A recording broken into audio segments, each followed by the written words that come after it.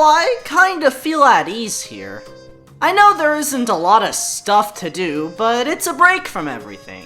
No Roblox content farms, no salesmen trying to sell us stuff, and no Roblox event where I have to dedicate days of my time to constant suffering. Yeah, I have to agree. Whenever I'm here, I just feel happy. Mostly without those two around. You know, I'm happy to be your friend, Star.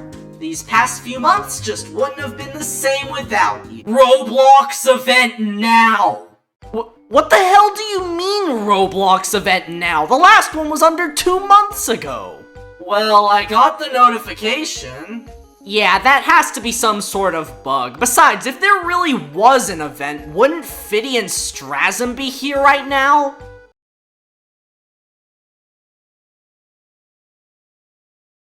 Hey, stop!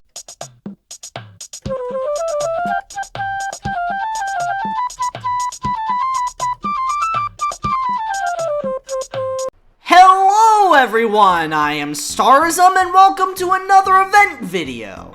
And only 4 videos since the last one.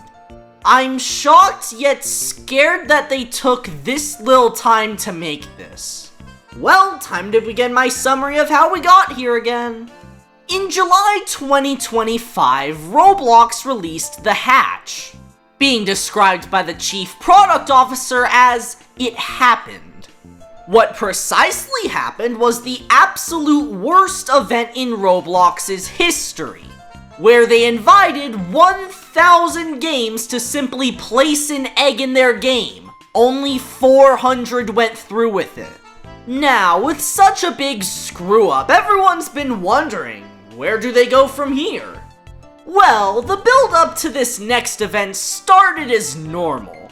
A new development place was created, and testers were joining other groups as testers for the event. Some of these developers actually went through with a really funny joke where they pretended that there was going to be an event called the Classic Mega Edition. I fell for it. The speculated game list did have heavy hitters like Pressure and Regretevator, but I was kinda doubting it since they did the same thing for the Hatch. Besides that though, we didn't really have any news to go off of. Until it happened. September 5th. It was your standard RDC and the Chief Product Officer was talking.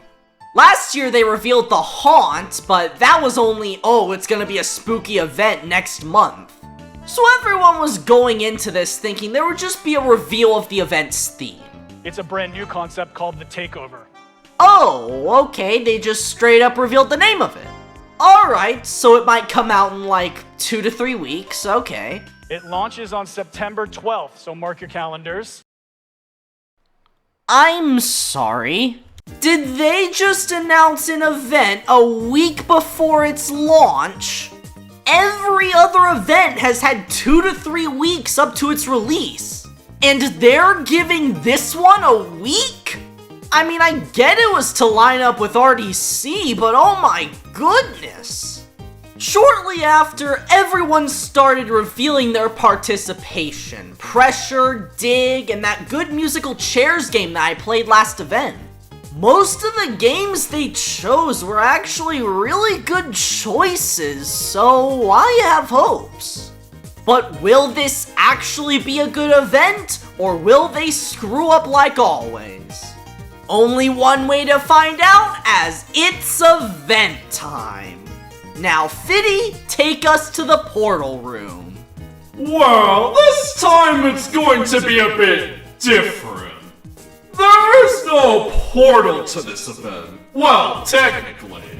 Instead, we have to get there by train! What the heck? Since when was there a subway in Nova City? Teleporting subway, might I add. As of right now, it only takes us to the event. And there's our ride! That looks really busted up, but it'll do. Well, I don't think we have another choice. Let's do this.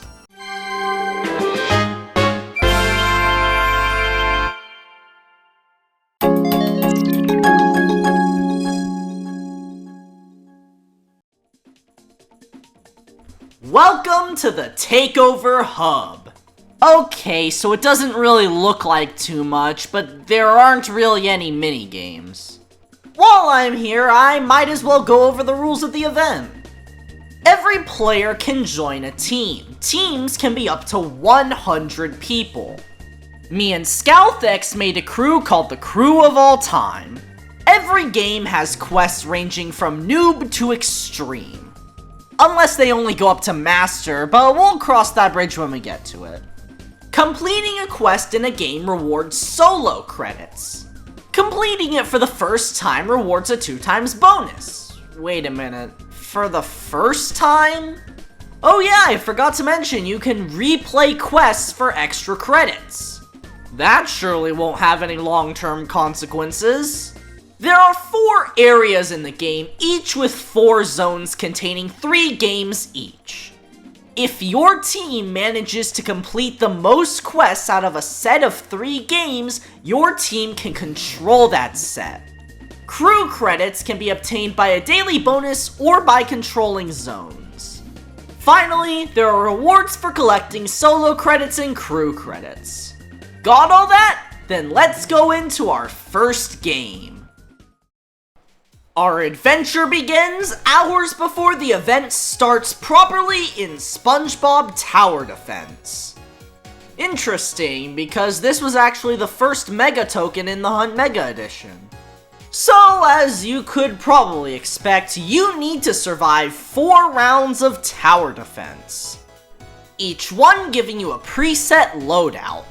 Round 1 has you do 25 waves, and all the other ones are 50 waves, meaning you have to complete a total of 175 waves in order to complete this. Generally, the strategy comes down to placing the super overpowered splash tower that deals 1 billion damage and nukes the map, and then upping your damage on any place that doesn't reach it. Most of it is kinda boring though. There's no dialogue or cutscenes unlike the other quests this game has been in. Then again, it's a tower defense game, so you can't really do much with that. The only kind of interesting thing is that the final stage had stun mechanics with meteors. I mean, it's one of the most innovative things I've seen in a tower defense game besides TDS in that one event. You know, because it actually changes the gameplay formula kinda slightly. It wasn't really that hard, it didn't require too much strategy, which is why I'm giving this a 3. And it just doesn't have as much sauce compared to its Mega Edition quest. Oh god, why is one of these games in the event? Well, Star, I think you already know what's coming. So, do you want to buy the OP axe? Now, hang on a minute. The quest could take like 15 minutes to kill 75 golems. Is the easy quest. Yeah, all things considered, it's a bit easy when you can one-shot everything. I mean, besides players. The next quest comes entirely down to whether everyone in the server is AFK or not, as they need to be in combat for you to attack them. In order for a player to be in combat, you need to attack a golem. So you can either get an ult or just bank on public server players. The last quest is super easy. All you need to do is go around a player's fort walls and then kill 10 golems as they're in the base. You can do this in seconds. Overall, this is just an absolute waste of space for an event slot. I'm only giving it a 2 instead of a 1 because it didn't cause me abject misery. Next up is Doors Battle Mode. It's just a repurposed version of the thing that they did for April Fools this year. But I mean, hey, it's kinda decent. Given the development window, I'm not surprised that they did this. For the first quest, you need to get 500 points in 1 round. That's kind of a theme with a lot of these. You need to do it in 1 round.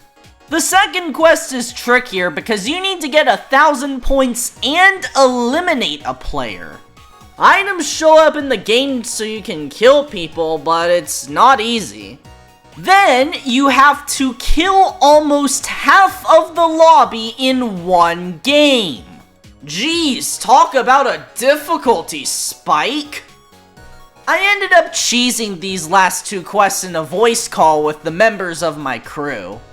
The final quest, win without hiding. I still cheesed this one, but I think it's actually easier than the other quest. Either way, this is like pretty good at best. I'd give it like a 7 if it weren't for the reused content and for the unfair nature of killing 3 people in one game. But besides that, it's pretty fun. There's a reason that I did pressure early on. Because whenever they're in an event, they cook. And this is no exception. In contrast to the Hunt Mega Edition, this one takes place after the events of the main game, with you playing as a guardsman tasked to dispatch the evil rotten coral that kills people. You do that by finding and shooting revenants. And you can also rack up a high score in an ultra kill-esque fashion. You also need to manage your bullets, but if you run out, you can do a melee attack, which isn't as powerful as your gun, but it will hold them off slightly. Thankfully, it's kinda forgiving in its punishment. Each badge acts as a checkpoint. For example, if you beat Quadrant 1 and die at Quadrant 2, you can just start right from Quadrant 2. Quadrant 1 has you kill 30 revenants, Quadrant 2 is 75, 3 has 125, and then 175 plus the finale. You can do this with up to 2 other players, which I highly recommend as you can easily get overwhelmed by the special types. Oh yeah, how could I forget the scary evil ghost that kills you if you touch it? The finale is super tense, with you having to outrun hordes and hordes of revenants as you desperately try to activate the 4 activation panels of the Skull Pulse laser drill. I actually died at the finale once, but on my second try I did it. It's good as always, but I kinda like their entries to the Haunt and the Hunt Mega Edition more. It just felt more varied in its gameplay other than shoot, shoot, shoot. Regardless, they still made a great quest with voice acting, modeling, and all. So good work, Pressure developers! Oh my god, this was brutal. So, in Something Evil Will Happen, it's essentially like, kind of a roguelike. You can collect hats around the map in order to gain certain small buffs, except the difficulty constantly rises. Quest 1 has you get 10 hats, Quest 2 has you tag over 25 enemy graffiti, which just involves going over a force field for a few seconds. The third quest has you get to difficulty 8, which requires surviving a lot. And then for the final quest, you need to beat the boss, which can only be summoned after getting 40 graffiti. This is essentially impossible without friends, because if everyone dies, all of your quest progress resets. Deaths also persist in between rounds unless a player finds a coffin, which revives a random player. While badges are checkpoints, this one took hours to do. I can't put into words how brutal this is. The reason I'm not bashing it right now is because it's actually decently fun. In terms of quality, it's really good for the event, but I'd give it a higher score if it just wasn't so hard. You really need experienced players if you want any chance of doing this. I love the roguelike aspect and being able to trade in hats for other ones, but it's just way too hard for its own good. Okay, so remember when I said that tower defense games were usually boring? When I said that, I didn't want a game that was unreasonably hard, because Tower Defense X's Nightmare difficulty is insane. You need to have the exact strategy needed or else you are going to get overwhelmed. There are no badge checkpoints for the first 3 badges either, so if you die on them and don't have any revives, you're kinda done. So you just need to go ahead and bank on public server players again? Wait, hang on. You can do that? Do what? Oh, move my arms? I guess I just hadn't thought about doing that until now. Why wouldn't you? I don't know, it just kind of felt easier to point all the time. Well, better late than never, I guess. In any case, there is no margin for error here. And once you're halfway through, you can't use revive tickets. Thankfully, it's early game that's the hardest, but still, this is insane for a tower defense game. I'll give it the same score as Spongebob Tower Defense, because at least they did unique stuff, but that balances out with its extreme difficulty. Why the difficulty isn't a 9 or a 10 is because, well, it's a tower defense game. Oh boy, a second disaster game in this event. So the first quest just, has you survive 2 disasters, play the game. And then the mechanic comes in. You have to spray your name on 20 different parts that last to the end of the round. Thankfully not all in one round, but it is kind of annoying if you have a disaster that destroys parts. For the next 2 rounds, you have to spray your name on signs, which immediately summons a cop that will follow you and hurt you if you get caught. You have to do this 12 times.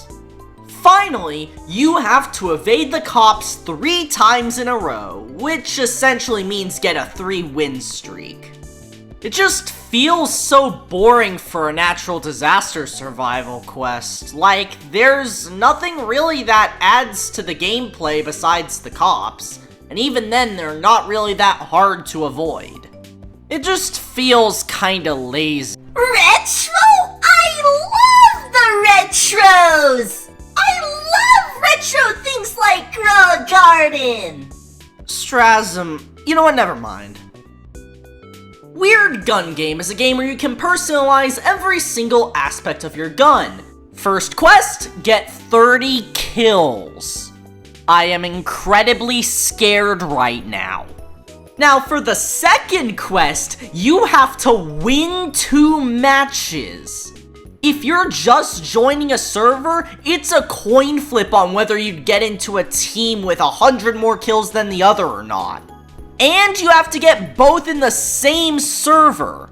Rounds last 10 minutes, by the way. So if you were stuck on 1 out of 2 wins and you lose, you gotta do the entire 10 minutes again. And that's only the pro quest. You then have to get 10 headshots from a weapon made out of 3 different ones. And after all of that, you have to get a 10-kill streak with a weapon made out of 5 different weapons, which in and of itself is a challenge since you only get a default of 2. I only got the kills through a Robux purchase and a streak of luck. The only saving grace is that kill streak runs don't take too long. It would have been a nightmare if it did.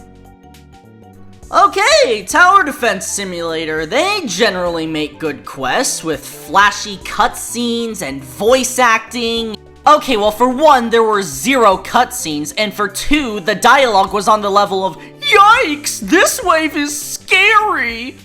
All of the quests have you do a total of 80 waves, assuming you don't die, that is. You can purchase revive tickets, but it gets to a point in which you're kinda screwed no matter how many times you revive. And in that case, get ready to wait another 45 minutes. And you need good towers too. This wasn't as agonizing as Tower Defense X, but it was certainly something. But yeah, I'm giving this a 2 because of reused enemies and not good dialogue and no cutscenes. It generally feels lackluster compared to what they've done in the past. Alright, Dungeon Heroes. I definitely love dungeon games, that's for sure. You basically have to do the same dungeon 4 different times with different levels of difficulty. You have to fight the mini-boss, DJ Funk, and then a pirate crab in a section where you have to defend the golden boombox or die. I completed difficulties 1 and 2 without too much of a problem, except not only does the enemies have more HP and attack, you also have less lives. It's on difficulty 3 out of 4 in which I actually started to have issues. Case in point, this one enemy's tornado attack that absolutely obliterates you. Aw, too bad, Star. Say, I have a bit of a deal for you. What if you could skip the base game grinding? What if you could skip to endgame? What? You can just do that in this game? Of course, and you get special equipment too. Well, since I don't really want to spend hours and hours grinding this, I may as well go for it. Yeah, so there is a massive difficulty spike starting at the 3rd difficulty. I had to use this, demon class that sucked the health out of other enemies, and then combined that with a move that sacrificed some of your health for more attack in order to deal a ton of damage. Even so, this was insanely difficult, and the fact that I had to spend 2,500 Robux on this means that it was definitely not really that easy. This, and the fact that there are rumors that this entire thing is just reused, means that I'm going to give this a 1 out of 10. Because, oh my god, the things that I had to do to get this badge. Well, at least that's one of the hardest quests done. I don't see how it can get any worse than this. The survival game is essentially a stadium-esque roguelike. Complete waves, get better equipment, etc. If you die during a wave, you get revived in the next one if your teammates win. The big problem here is that it's long. You need to complete 33 waves twice if you want all the badges. 32 plus the final boss, that is. The first set of waves you have to do normally, and then you gotta do the whole thing again with the insta-kill death skulls following you. And even after I did all of that, the badge bugged and I didn't even get it.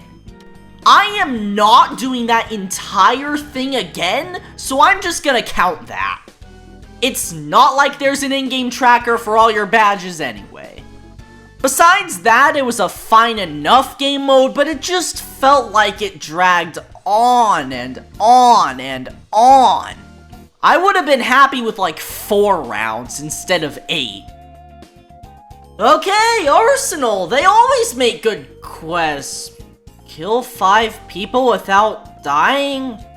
Get 3 headshots without dying? The final quest is to win a round at 1st place? What is this? I thought Arsenal's quests were supposed to be good! Well, you know, Star, maybe they can't make a full-blown RPG in 3 weeks every single event. Okay, you may be right about that, but still, they could have done something other than this. I had to make my own server and repeatedly kill my alt in order to get the #1 win, because otherwise, I would need to get good at Arsenal. I am genuinely shocked that they did a full RPG last time and just did this for the takeover. I get they had a time constraint, but what were you guys doing? Whew, okay, that's the first quarter of the event done. Wait a minute. Quarter? I've been at this for 17 hours! How am I only a quarter of the way there? Oh no. Did Roblox intentionally tell them to make it hard? Was I not supposed to 100% this event? Is this even possible? Well, I made a commitment to 100% every event I could. I couldn't do it for the hatch, but today I redeem myself. I am completing the takeover, no matter how much time it takes. Considering how that last area was Adrenaline Heights, I think these next few games are going to be a bit more toned down at Artist's Alley. 12 games down, 36 to go. Well, no time to waste, let's get going.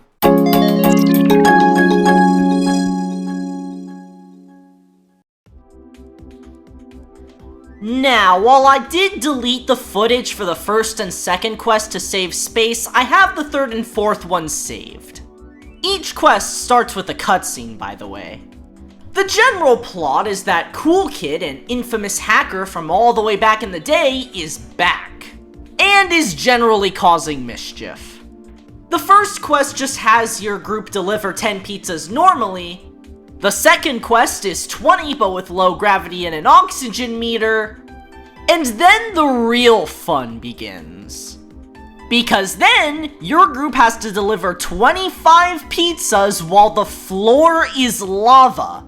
You have a bucket that can temporarily make the floor obsidian. Thankfully, your car isn't really too affected by the lava, but you do have a health meter. It was kinda challenging. And then we have the fourth and final quest where Cool Kid gets admin and they go insane. For one, you start off with negative supplies, so good luck getting any. Cool Kid can do things like make you slower, teleport you to the supply section where you die, spawn holes on the map that destroy any part it touches. The hardest part is definitely getting all of the supplies first. It took our team 30 minutes in order to get everything going and deliver the 30 pizzas. For what it's worth, it's a pretty neat rendition of work at a pizza place. Except it's kinda held back by being work at a pizza place. Don't get me wrong, the game is fine, it's just there are some points in which you just have to walk a lot.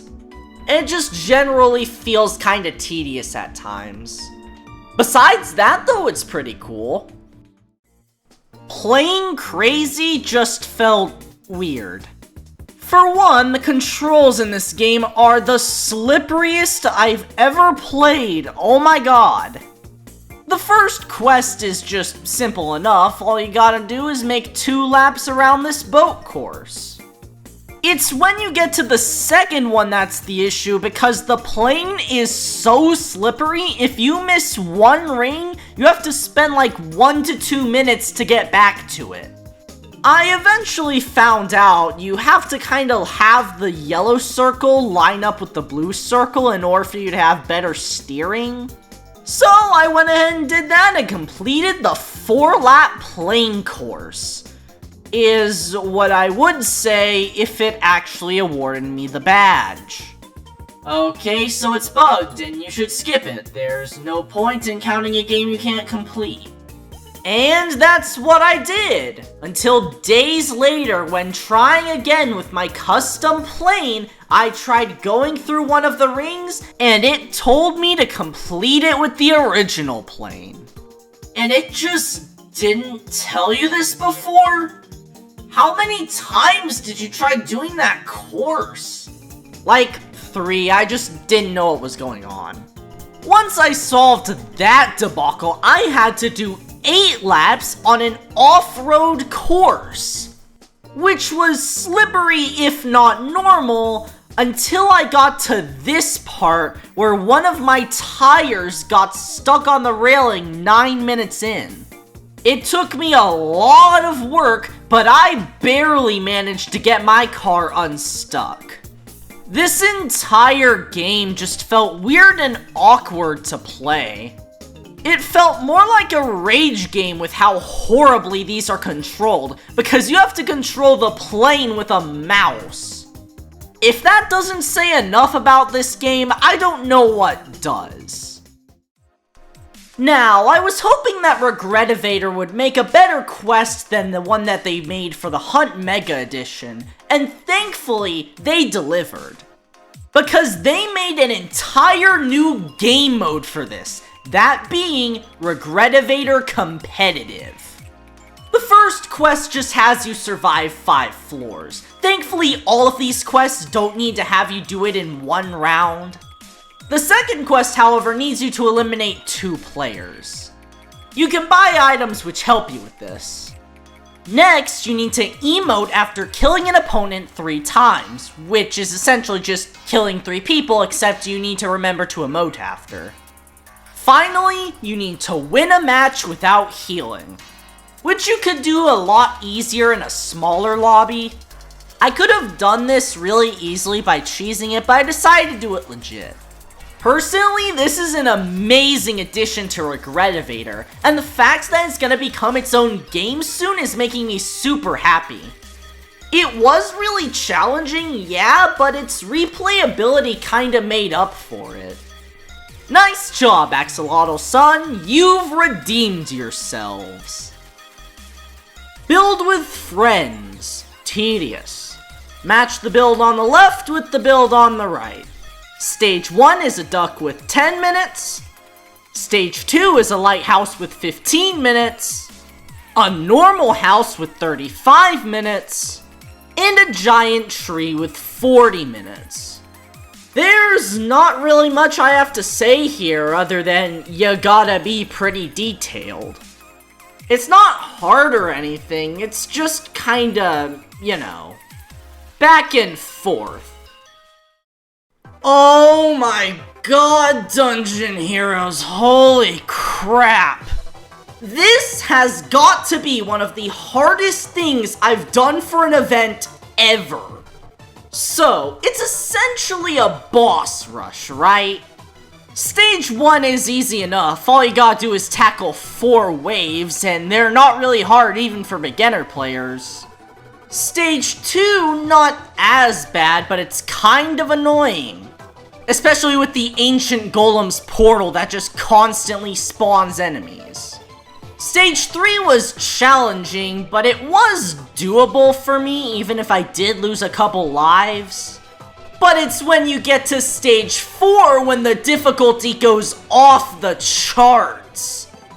There are 9 waves you have to take down, and thankfully, while it doesn't have a timer that moves to the next one, you often get put up with multiple bosses at once, including 3 sea serpents at the same time.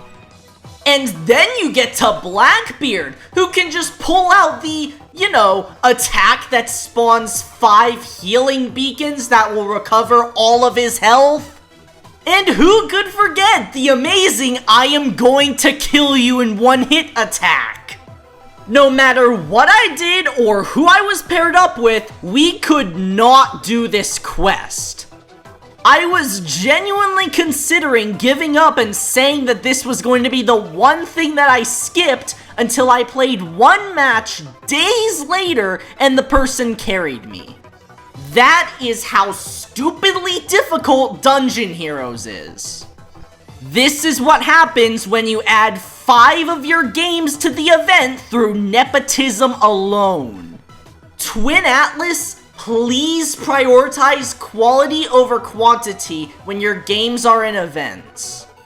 Because this was just outright ridiculous. Oh my god, it's another dungeon game, no! Okay, well this isn't as bad. For one, everyone has the same health because the enemy's attack scales with your specific health. You regen all of your health if you walk away for 5 seconds, and there's an auto fight button. Wow! Just my my kind of game! Really, Starism? Really? It's essentially impossible to do this hitless because the hitboxes look like this. Just attack for like 30 seconds, walk away to regenerate your health, and then go back. Repeat this over and over and over again. It wasn't even properly thought out either. Look at the hitboxes of this enemy. I just don't get hit. This also gets a low score, but for entirely different reasons. Fundamentally, this is the worst dungeon game I've ever played. In Build an Island, you have to hit different colors of paint 2,850 times.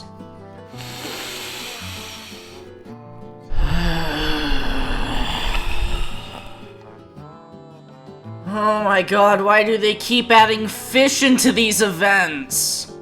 The first quest is to catch 15 fish with the worst rod in the game.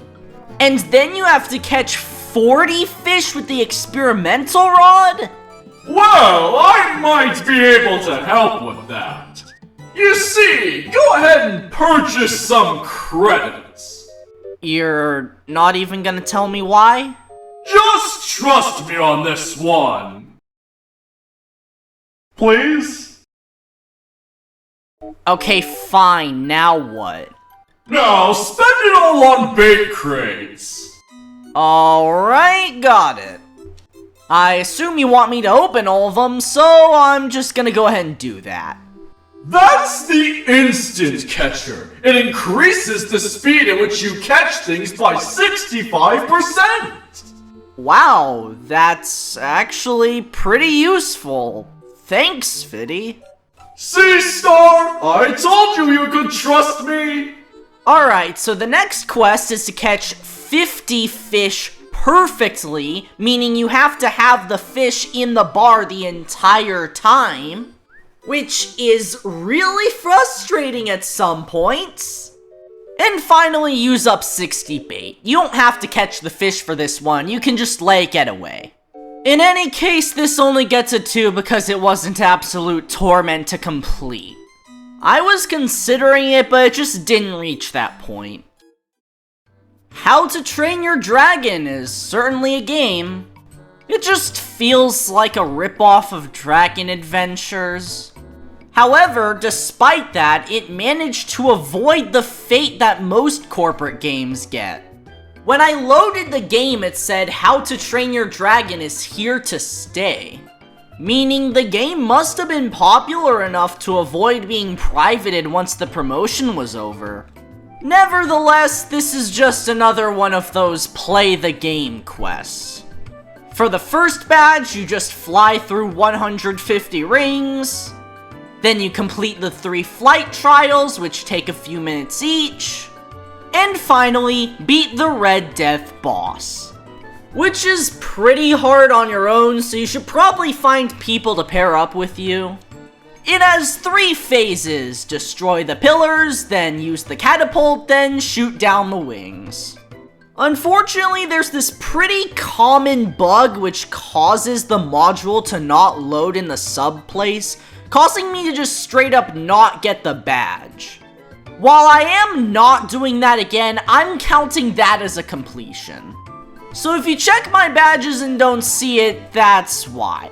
I really can't give this more than a 2 because all of it was really just play the game, which can be fine, except this just wasn't fun. Ultimate Mining Tycoon was just really confusing. The first quest has you mine ore for 100 seconds. You'll actually want a bad pickaxe for this, so you can mine ore for as long as possible. That is the weirdest way to go about things. Then you have to sell chalk 25 times. It takes 2 minutes to go back and forth from the mine, and I can hold 16 items, with this only being the second quest.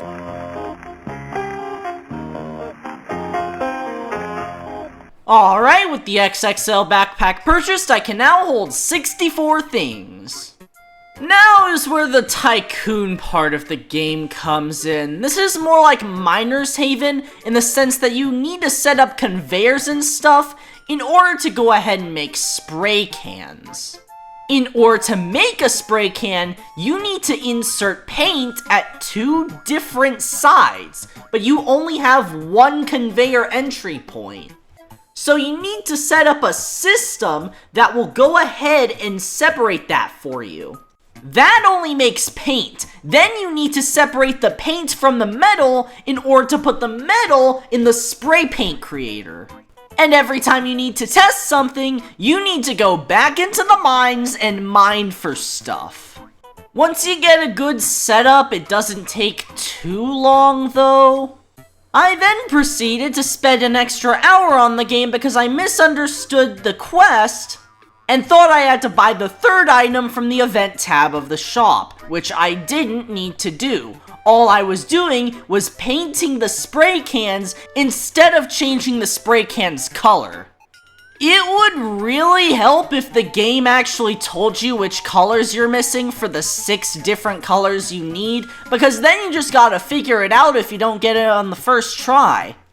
I'm giving it a 3 because they did something unique, but this could have gone with a few more quality of life changes. Carry an egg is weird, because if you can convince the other person to carry you, you can essentially be just that, carried.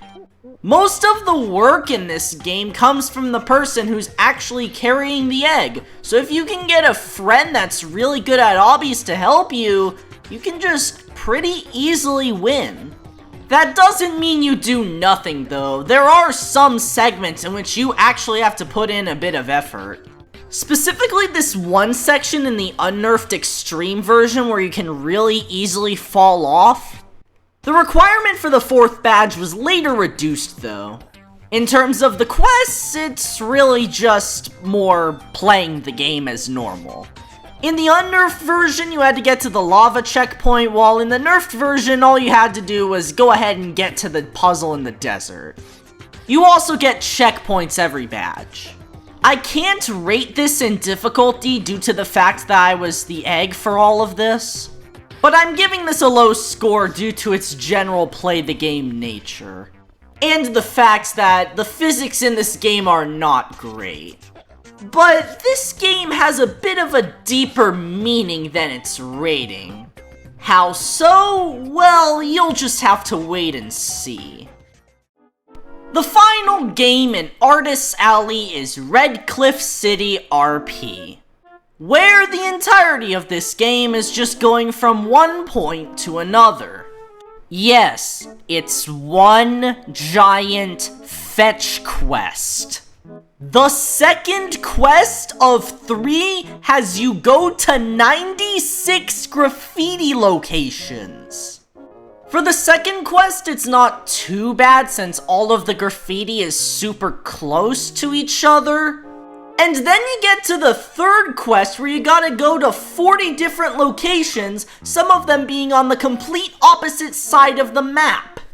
Oh, and if you accidentally click the X, no confirmation, you have to restart the entire thing. This entire quest line was just a giant slog through the map.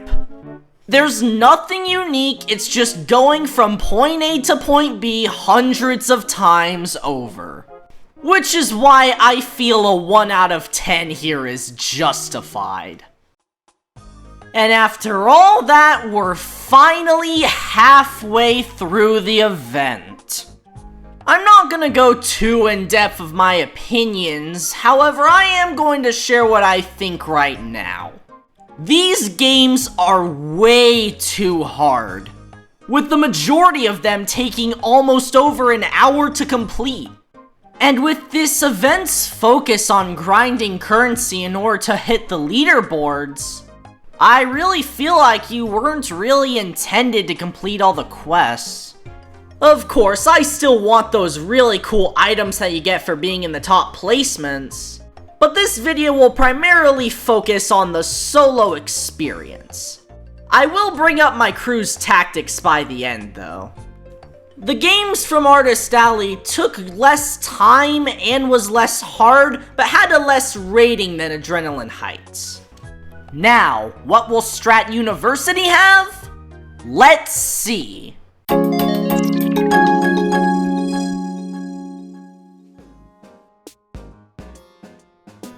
So, over in Bayside High School, we get teleported to Retroland.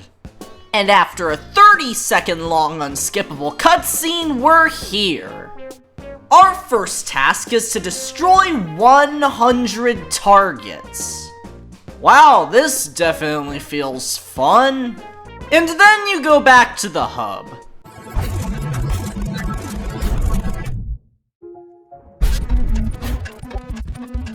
The next challenge is to paint 1,000 squares and win a match. Unfortunately, I was on the team that was 700 squares behind and I had to rejoin.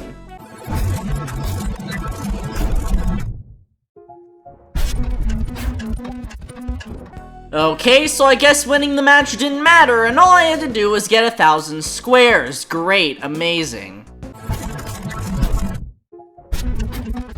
Next up was King of the Hill, and I'm loop falling. And now I'm stuck on this screen. And now I'm loop falling again. Okay, I'm finally in, and my task is to spend 15 minutes on the PvP hill.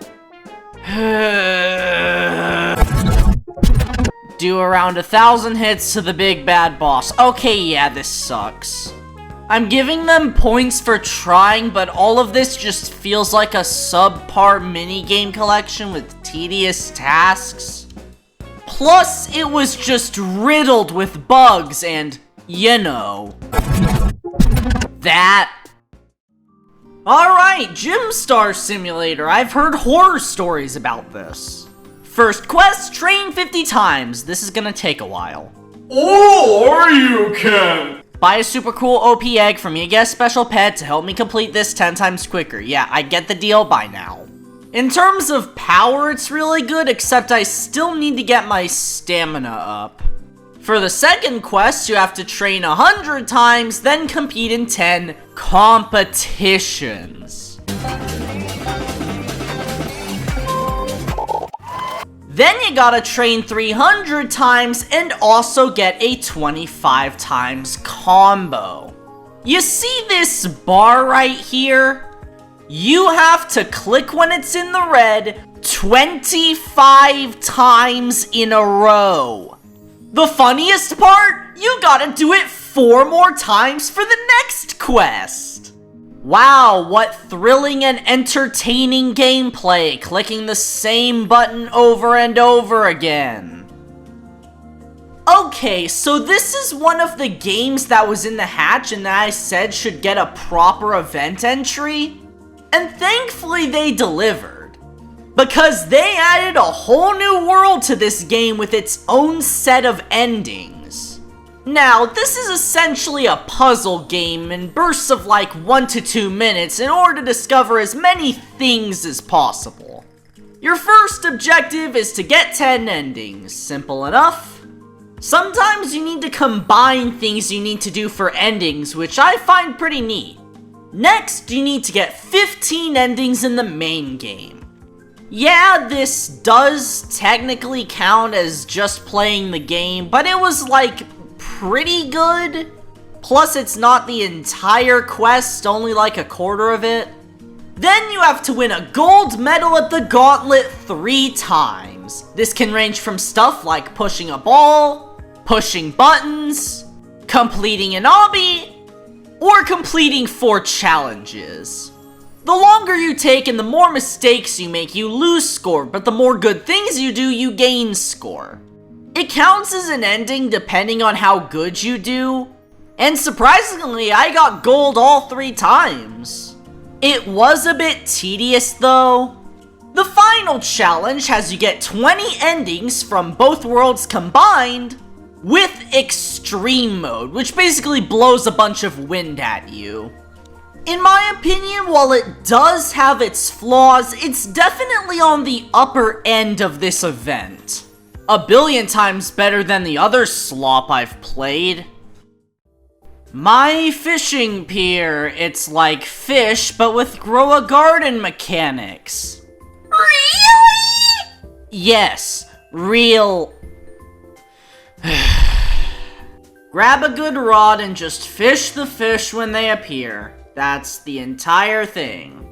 The only saving grace is that it's easy. It was more of a break compared to what I had to go through earlier. Oh gee, dig the backyard. I sure hope this doesn't suck. Dig 25 meters with a shovel. Sell 250 ore. Destroy 5 zombie spawners. And then not being able to start the final quest because it's bugged, then saying screw it and doing it anyway. Who's up for another round of complete the game? Yeah, this sucks. It's literally just completing the game. That's it. You really couldn't have done anything else. Oh boy, Dragon Adventures. I love Twin Atlas nepotism. Step 1, find 2 eggs and hatch 2 eggs.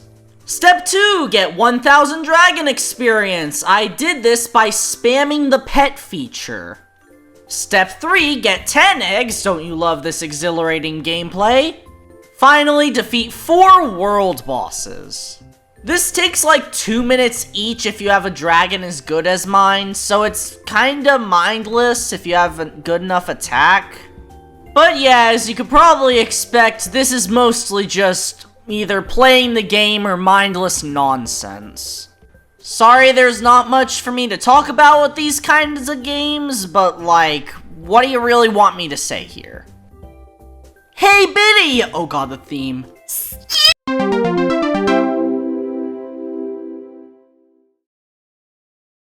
When I play these quests, I'm not the person that likes to wait. Yeah, I do need breaks at some points, but like, I just want to be active, you know? It's just kinda aggravating when you're forced to wait. Do I want to play ridiculously hard quests? No. I just hate it when a quest purposefully overstays its welcome. But what ticks me off more than that is when a developer that did good the last time does horribly the next. Yeah, the time constraints might get to ya, but you have to at least try something other than just playing your game. Because if you can only make a bad quest, then why would you make a quest at all?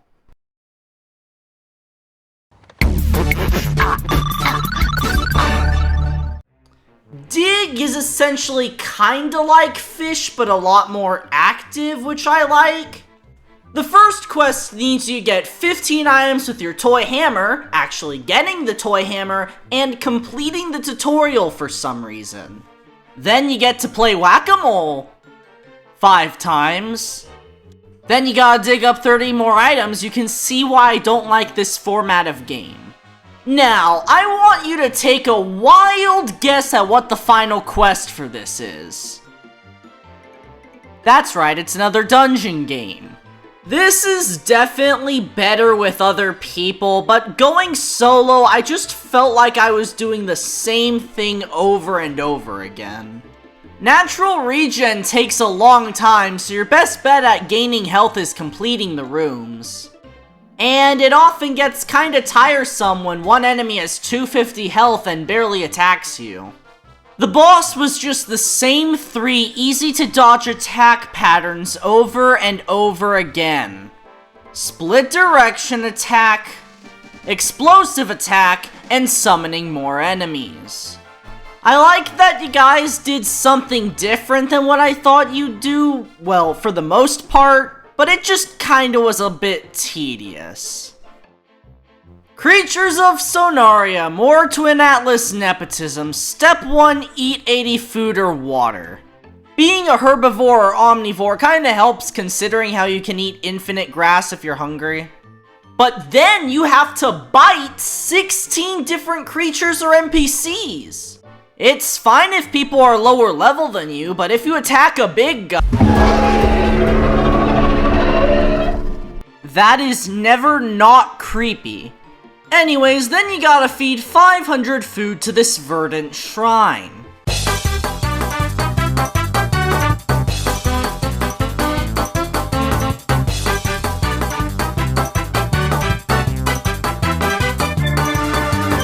Yeah, so long story short, I didn't really like the quest. I don't know if you could tell though. Okay, My Little Pony RP, I talked about this on the channel before. And looks like they actually did something unique for this. Wow, this could actually be good. Oh god damn it, it's dressed to impress again! I'm not the person that likes to wait. Ah, Savannah Life, the game that Connor 3D's crew enslaved themselves on. The first quest you gotta do is deal 3,000 damage. Spawn animals constantly shift, so if you spawn with a good one, you're basically set. Then you gotta get 4 kills, which is kinda hard if people are AFK because sometimes it doesn't award if they're AFK. Plus, if you're in a big server, people can just steal your kills. Next, you have to kill 6 different animal species, which is kinda hard unless you like waiting. And I'm not the person that likes to wait. Then you have to, get this, get a kill streak of 4. I cheesed this with my crew in a small server, but even if you are in one random person can just come in and kill you and ruin your streak. This is baseline 2. I almost gave this a 1, but nah, I'm fine with giving it a 2.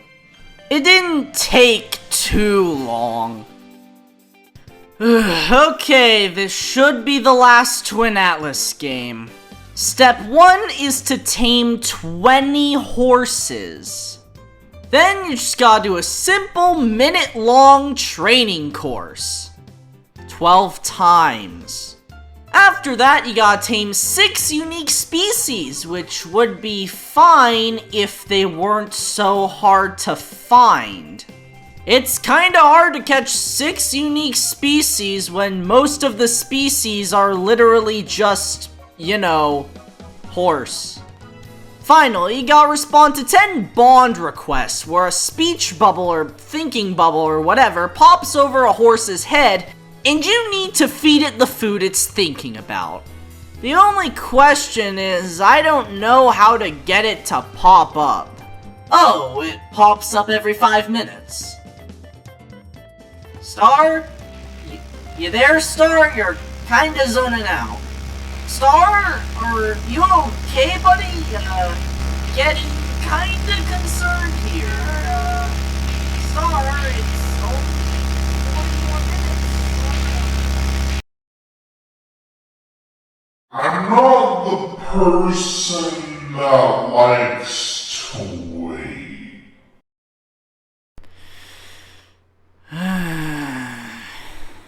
12 more games.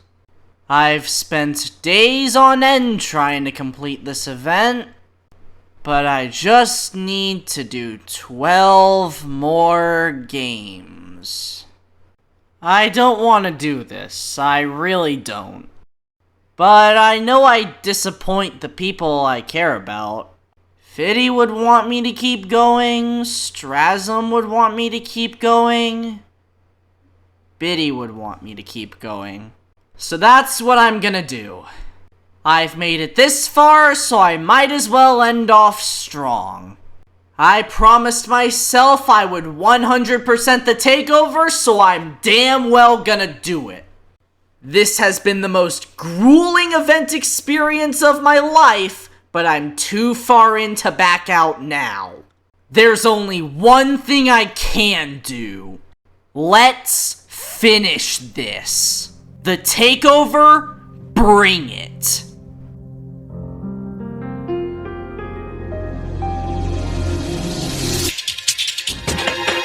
Tower of Hell is essentially just beating a tower except with checkpoints.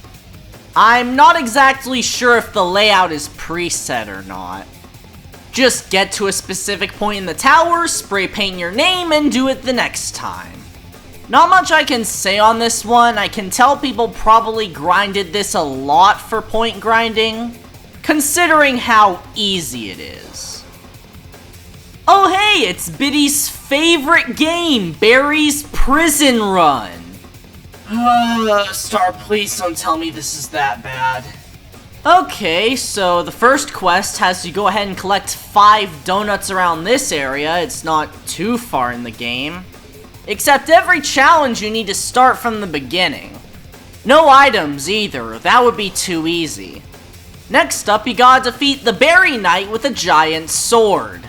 Oh my god, it was him all along! Barry is the knight! The next quest has you beat the entire game in 12 minutes. You can't cheese it with other players either. You fail if you complete it too quickly. So, Biddy, there's one more quest after this. You wanna know what it is? Dude. That's right, beat the game in 10 minutes without dying. Doesn't beating the same game 2.5 times sound fun?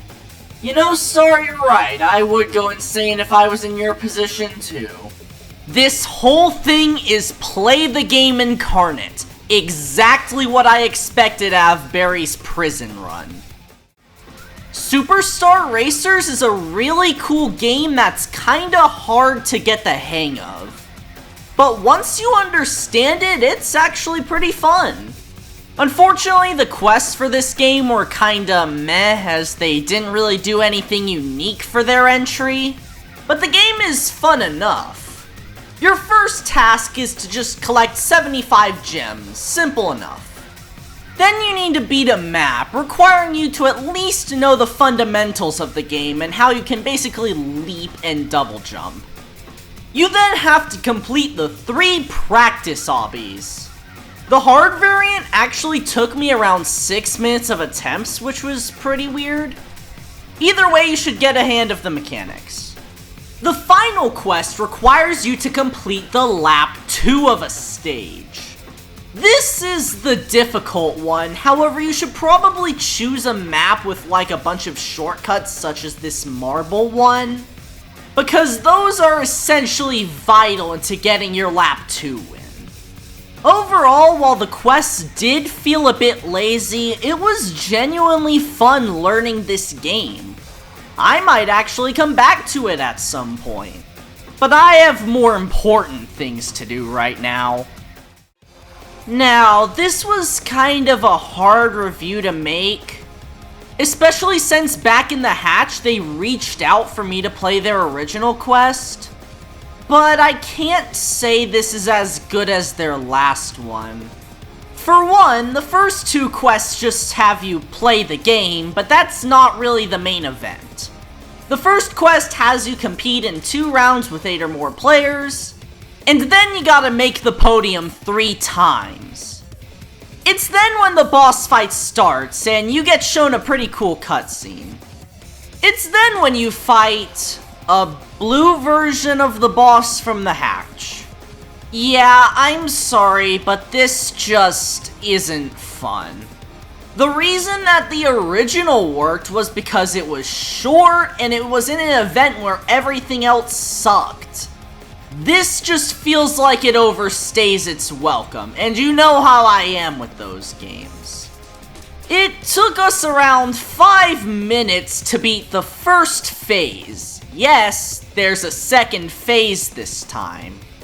Guess what? They're a Rainbow Eldritch God now. How cool. I have to admit, this boss design is really nice. It's just that it's horribly executed. Death has no consequences. You have infinite lives, so there's no real reason to dodge the attacks. And even then, it just has so much HP that it feels like you're just doing the same thing over and over again. And then, once you do beat the boss, you have to do the exact same thing again, but harder. This time, the boss recovers like 50 HP if someone dies, but it's not really that bad of a punishment enough to warrant actually dodging too much. At this point, my head was hurting, so I just decided to take a break while my other two friends worked on the boss. And only 40 minutes later did we kill it. I really didn't want to give you guys this poor of a rating, but this was just not fun to play at all.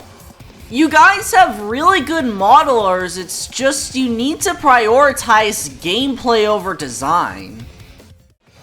Oh boy, it's Dead Rails. You know how much I like these games. Say star, yo! I will buy anything I need to get through this game faster. You don't even have to tell me. I just want to be done with this. Well, geez, you could at least let me finish my sentence. I didn't even tell you about the classes yet. So your first quest is to survive the night. I'm not the person that likes to wait. Next up, you gotta travel 10 kilometers. This can easily be done by getting enough fuel and just going ahead and going as fast as possible until you reach the next town. Next, defeat 15 zombies with a shovel. There are like small towns in between your path that contain a lot of zombies, so you can just shoot them down until they're at super low health and then finish them off with a shovel. Now, your final task is to complete the game? Complete the game? Complete the game?! This is just a boring Dusty Trip ripoff! Why would you want me to complete the game? Thankfully, after 90 minutes and experience from my friend who already did this quest, thank you, cats, we barely managed to do this. I was the last survivor of a werewolf attack, and we barely managed to revive everyone. Regardless, the fact that you had to complete the game here was unreal. I can't bring myself to rate this lower than Dungeon Heroes, however this has to be one of the worst quests I've played this event. Hands down.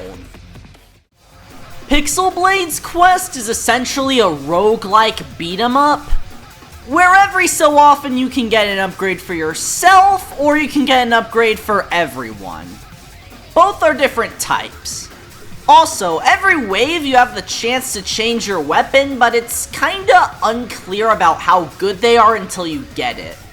You can get an item that's a higher tier than the one you have now, except it's gonna be worse for some reason, so you just need to figure out which one is better. I ended up dying before the third quest could finish, however, dead people can still get the badges if others are alive. So I just had two of my friends carry every single person in that lobby by winning. Deadbeat strategy, let's go! But yeah, it was just fine. Not really too fun, but like it was just fine. Oh gee, it is my favorite games, Splatoon 7! Step 1, paint 35,000 studs. It sounds hard, but it's fine, mostly. Step 2, win 2 games. A lot of people either choose Bomber or Roller, however Speedster is heavily slept upon. I essentially carried my entire team with it. I didn't lose a single match with it equipped. Finally, you need to win Champion Mode, which is essentially the same thing, except it's first to 3, and you can change classes every round. Not much to say, it was just way too basic for its own good. I really wish it was expanded upon a lot more here. It just felt kinda empty. Super League Soccer. Step 1, obtain the ball 5 times. Step 2, get 5 assists. Step 3, score 10 goals.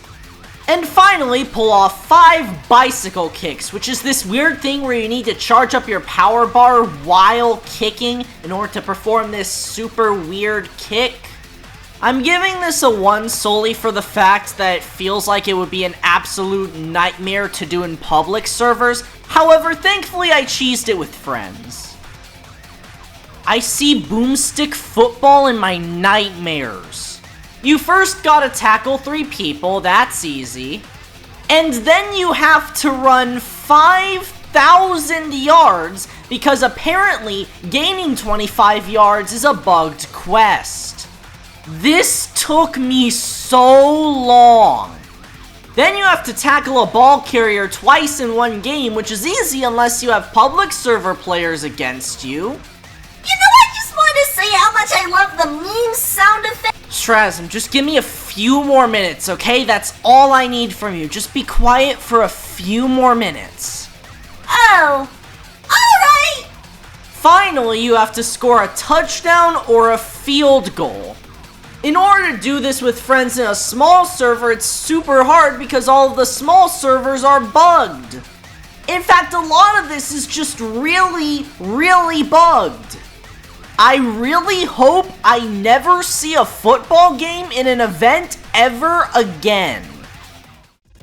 Now, I was hoping that Untitled boxing game could redeem themselves after the hatch just had you walk around for a minute. The first 3 quests aren't very exciting. Just land an ultimate attack, get 5 knockdowns, and get a perfect win twice. This can easily be done with a friend or an alt. But it's when you get to the extreme quest in which this development team truly shows that they're capable of making a good quest. It actually portrays a story, so this generic bully comes up to our protagonist who's been a recurring character in these events. You go ahead and spar with the guy, and this really cool phone effect. You only have to take off 1 health bar from the guy while you have 3. I did it in 2. Turns out the bully wasn't a bully after all, he was just a trainer looking for a protege. Then you face off against the champion with a VHS filter, despite this being in the era where there are phones. This was actually a really tough 3-stage fight that I barely managed to get done. Much harder than the first one. Unfortunately, his new coach passes away.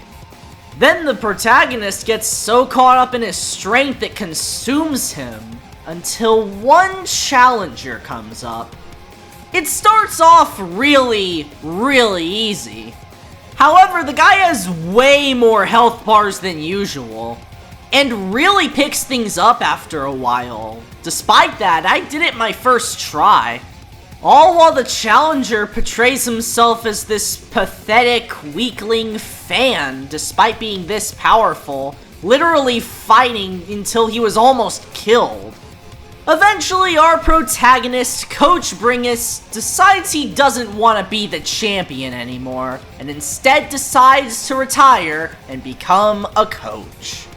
While the first few objectives felt like filler, I really liked this one. It was a lot more grounded than their quest in the Hunt Mega Edition, which was still cool, but this just feels, you know, more emotional. 2 left. It's almost over. The first thing you need to do in Tennis Zero is get 50 rally hits. I did all these quests with a friend.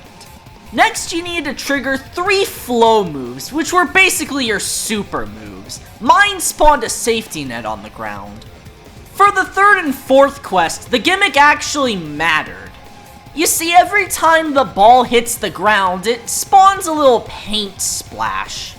If the other opponent's floor is fully painted, you win. The 3rd quest had you paint 250% total of an opponent's field. My strategy was to just paint around 90% of the field, then have both of us leave the match and rejoin on new courts. Finally, just win 3 matches. It's just standard. It's kinda hard to get that last few percent though. It was just kinda boring. It was borderline play the game except with one super special gimmick. This felt like a game mode you would see in a super gimmicky Mario Tennis game. And so, it's come to this. Every time this game has been in an event, I've always ended on it. So for the last time, let's go over what you need to do. For the first quest, you need to win a match with a knife kill, a gun kill, and a knife throw kill. This can easily be done with a friend.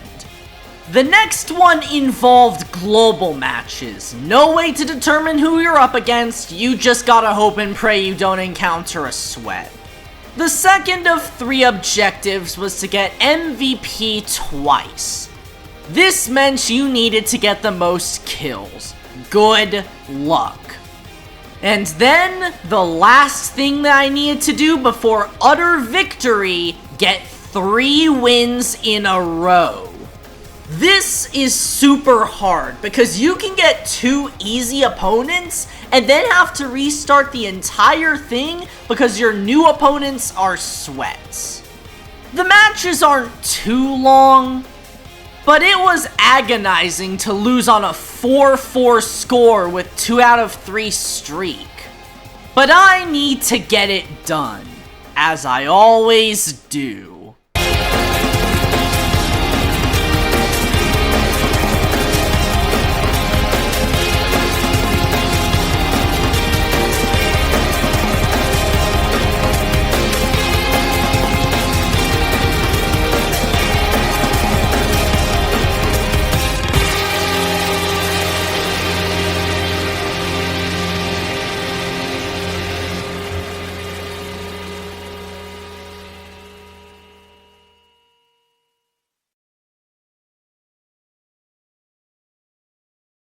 You know, that really was a takeover. In all seriousness, before I give my final thoughts on this whole thing, I wanted to take a break to focus not on myself, but our crew. Because in order for you guys to understand this event, you gotta look at it from another perspective. Because as you could probably tell, you weren't supposed to 100% this. You were supposed to grind solo credits. So, let me tell you a story. The story of the crew of all time. It all started with a DM from my friend Scalthex asking if I was in a team. I originally thought it would just be like 5 people like in the trailer. However, what I didn't know is that it was 100 players per crew. From there, we decided to ping our communities about it, and thus the crew of all time was born. The day hadn't even ended when we hit 100 members. After that, invites were private. Our original strategy was to split up into quadrants, with each of us taking on a different section of the event. However, once the event started, we realized that wasn't really the best way to go. Now, we weren't exactly expecting to make a leaderboard spot. While we weren't having to deal with public server players, these were just random people joining from our communities, and we didn't know how well they'd do. The crew that we knew was gonna get first place, though, was Lasagna. Lasagna had everything from YouTubers to Mega Hunt finalists to top 30 RB Battles players. We were certain that they were gonna get first place. So, the general ideology I had for the group was for it to be mostly casual, but we would highly encourage people to go forward with the event. This didn't last too long though, as we eventually implemented a point threshold in which if you dipped below it, you got kicked. By the end of the event, the threshold was 800. Only a few people in the server were dedicated to credit farming. Some people in other groups were grinding things like Tower of Hell, while we decided to do Arsenal for a bit. every so often there was a new overpowered credit method that drops. For example, Tower of Hell was super easy, and build a Golem army can be easily farmed. Except instead of just rolling with it, Roblox nerfed every single good method that showed up.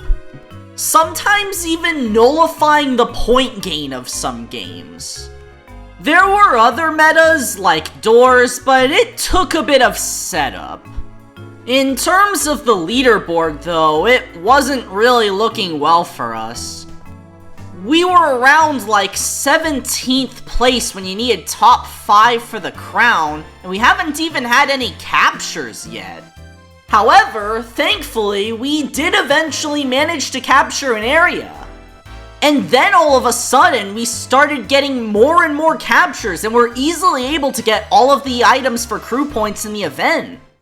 Roblox's big countermeasure for super fast point grinding was implementing a cooldown of around 2 minutes and 30 seconds until you can gain more points, which cannot be bypassed by rejoining.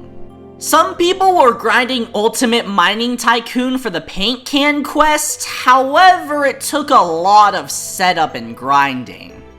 And then we found it. Our strategy. The strategy that was so overpowered it had people accusing us of exploiting. And the strategy that allowed us to get top 10 in the event. Carry an egg. Simply have one person repeat doing the master quest, and have the person being the egg AFK. This was a god tier strategy. Motivation for grinding wasn't that big of an issue because only half of the people actually had to do the grinding. The other half could just sit and do other things.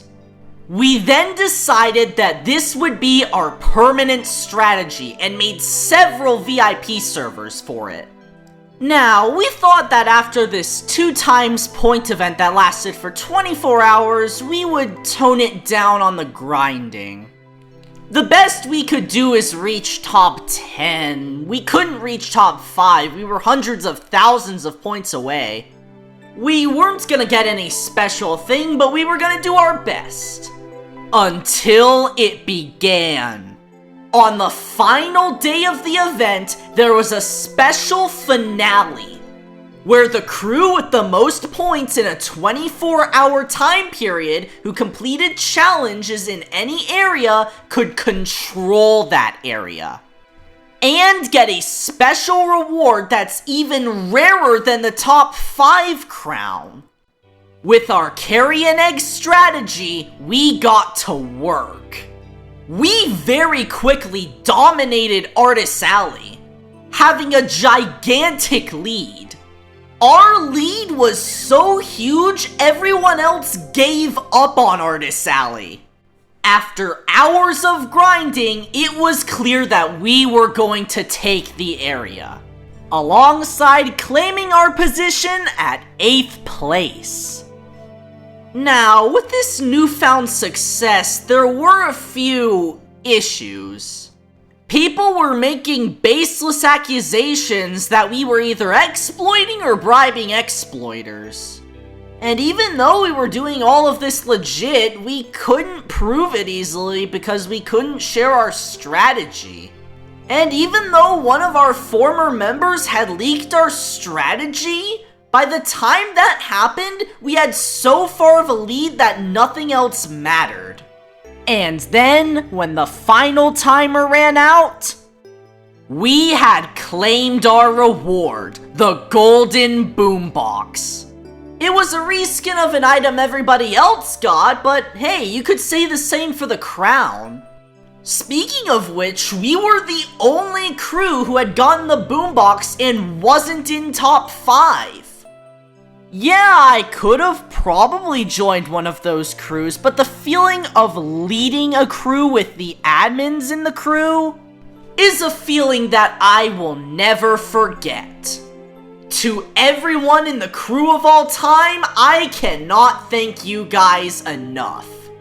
After all of that egg carrying, it's over. We won. And that's the story of how our crew conquered Artist Alley and cemented ourselves in Roblox event history.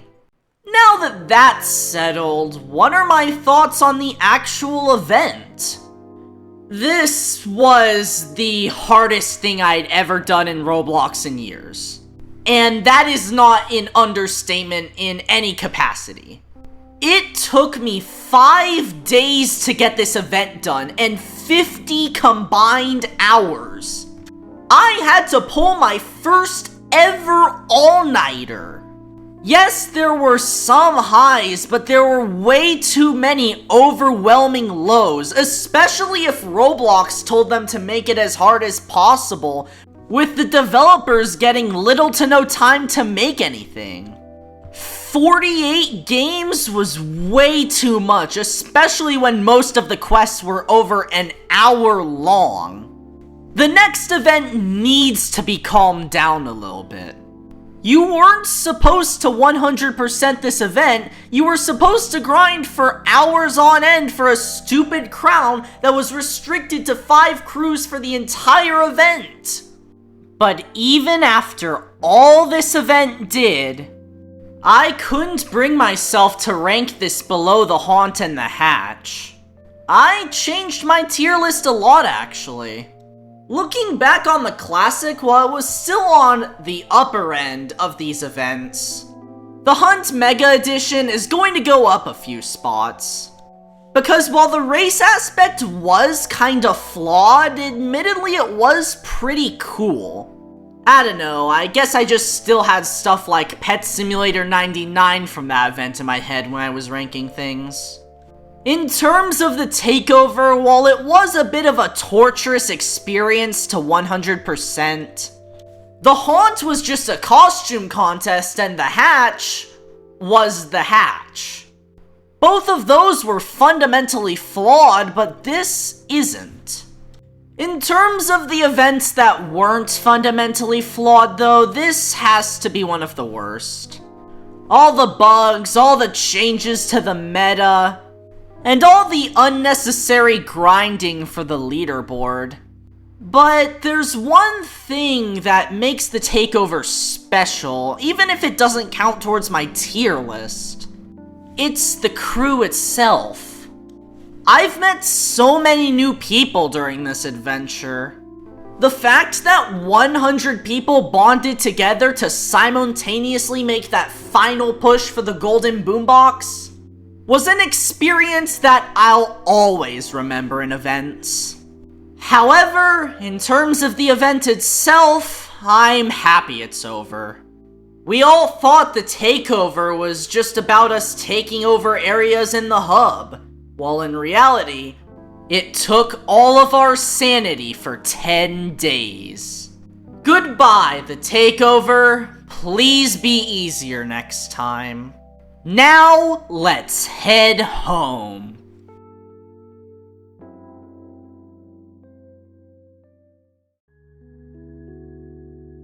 So, since this crew owns this metro station now, we can just take the train back home? Yup! Everything should be smooth sailing from here! Out of curiosity, what were to happen if Star didn't claim the metro? Let's just go home. Yeah, that seems like a good choice. Yeah, I wanna watch more Skibbity Toilet. Of course you do. But considering what we did, you deserve it. As for the people watching this video, thank you all for watching, and I'll see you next event.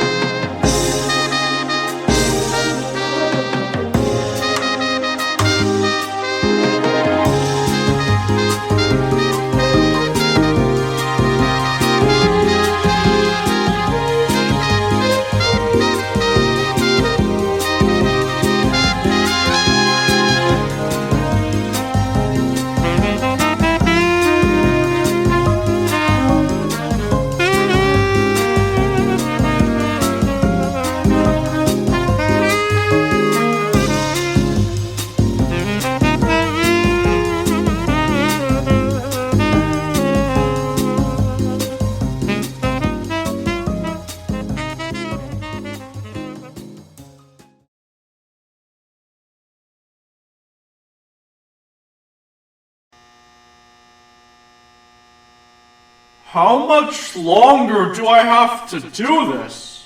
He said the final stage would begin in due time, but when is due time? I can't keep doing this. What happens if they find out the truth?